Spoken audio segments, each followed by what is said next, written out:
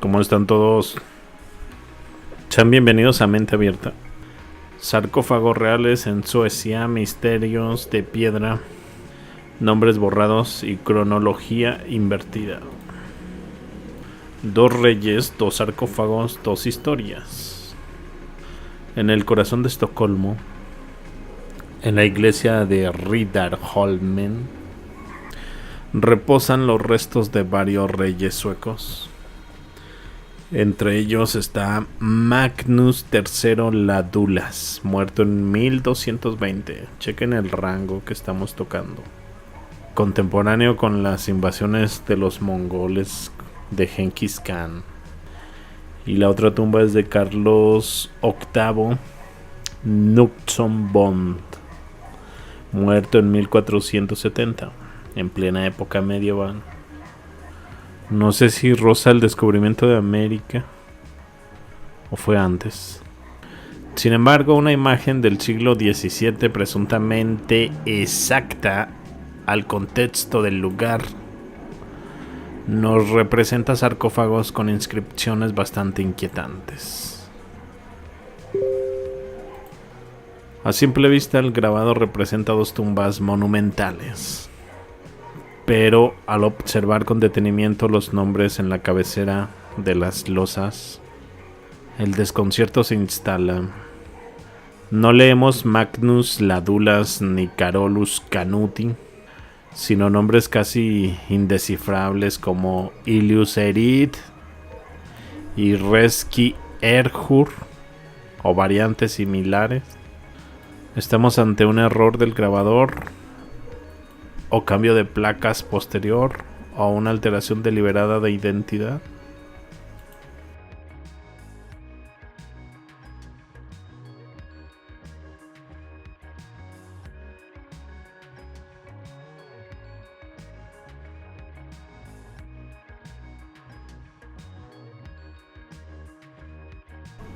Recnuro gobernatoris. Yo sí distingo esa palabra por aquí. Y luego por la parte de atrás sí parece que los nombres son diferentes.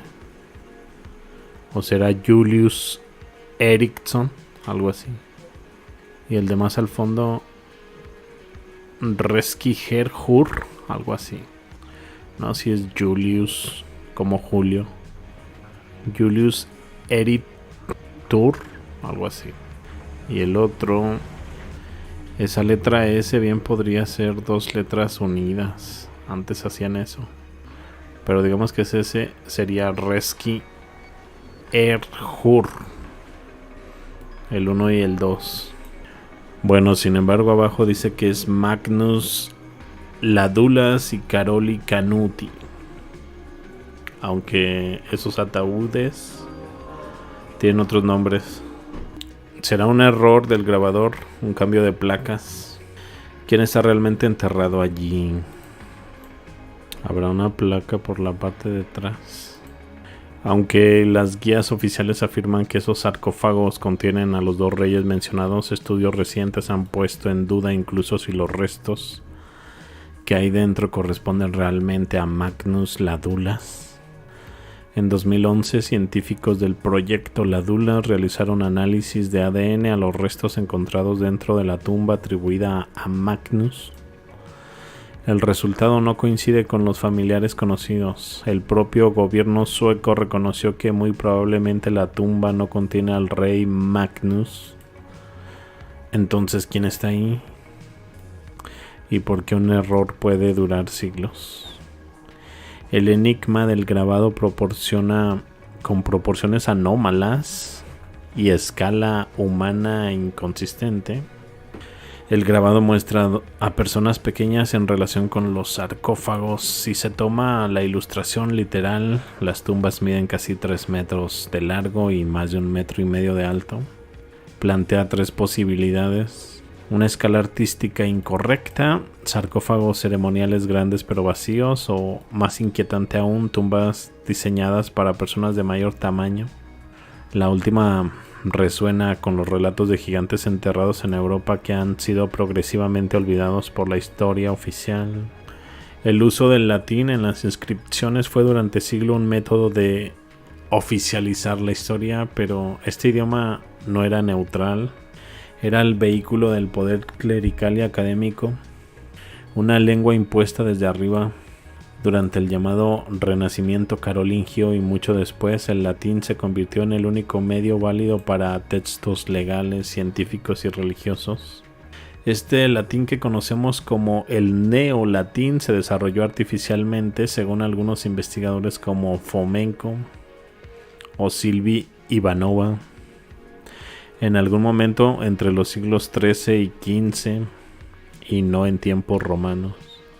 Su propósito, permitir la reescritura sistemática de la historia al traducir manuscritos al nuevo latín. Se eliminaron pasajes enteros y se unificaron culturas diversas bajo un relato europeo-céntrico. Bueno, bibliotecas en llamas, el borrado de los registros originales. Por algún motivo, desde el siglo XVIII en adelante, las bibliotecas más importantes del mundo fueron víctimas de incendios devastadores. Ya hablé por ahí en un video pasado de la enorme biblioteca que tenía la dinastía Qing, que fue incendiada durante las guerras del opio. Ahora aquí, imagínense, la biblioteca de Copenhague en 1794, biblioteca del Congreso de los Estados Unidos en 1814, biblioteca de San Petersburgo en 1783, Universidad de Leuven en 1914, biblioteca de la Abadía de Cluny en 1790, Biblioteca Nacional de Paraguay 1874, y faltan más. El patrón es sospechoso. Muchos de estos incendios ocurren justo cuando se impulsaban campañas masivas de reorganización académica, censos e historia oficial. En esa misma serie de grabados, vean por ejemplo cómo se veía Suecia, la arquitectura bien compleja. Estamos hablando de un 1500, un poco antes del 1500. La máquina de vapor fue supuestamente inventada por James Watt en 1776, pero la eficiencia de estas máquinas alcanzó entre un 55% y 65%, algo sorprendentemente alto incluso comparado con los motores de combustión interna modernos. Sin embargo, no hay suficiente evidencia visual ni física del uso masivo del carbón o leña para mover todas estas máquinas. Las fotografías de la época raramente muestran hollín esperado, montañas de carbón o la logística asociada. ¿Qué posibilidades? Turba refinada más limpia usada en regiones nórdicas, biocombustibles líquidos perdidos como el etanol destilado o aceites vegetales, gas fabricado artificialmente en plantas industriales como el gas de alumbrado, o acaso un tipo de tecnología térmica suprimida basada en principios que hoy consideramos imposibles. Los sarcófagos de Riddarholm podrían ser mucho más que simples monumentos funerarios. Pueden ser pruebas congeladas en piedra de una historia más compleja que combina errores de identidad, manipulación lingüística o borrado sistemático de información. Mientras tanto, el misterio del combustible de las máquinas de vapor, su eficiencia sugiere que incluso la revolución industrial podría haber contado con tecnologías hoy olvidadas. Estaremos frente a los rastros de una civilización anterior, más avanzada y deliberadamente borrada. Jardines para gigantes. En los años 2000 se abrieron las tumbas atribuidas a Magnus Ladulas y Charles VIII. ¿Qué resultado hubo? Ninguno de los esqueletos coincidía con la genealogía real esperada. En vez de eso encontraron una familia anónima del siglo XV o XVI, sepultada en tumbas decoradas con inscripciones reales en latín.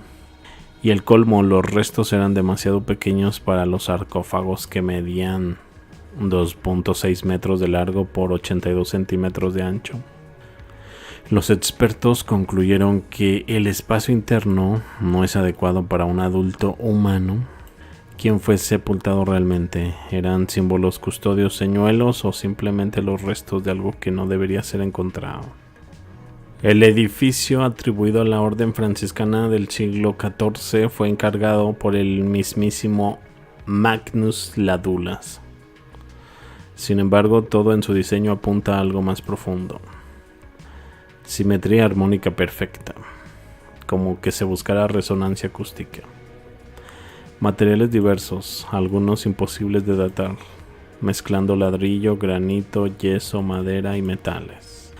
Modificaciones documentadas en 1682, pero sin justificación registrada, que habrán eliminado. Los arqueólogos del siglo XX que analizaron las tumbas reportaron esqueletos con características extrañas, entre comillas. No dieron más detalles.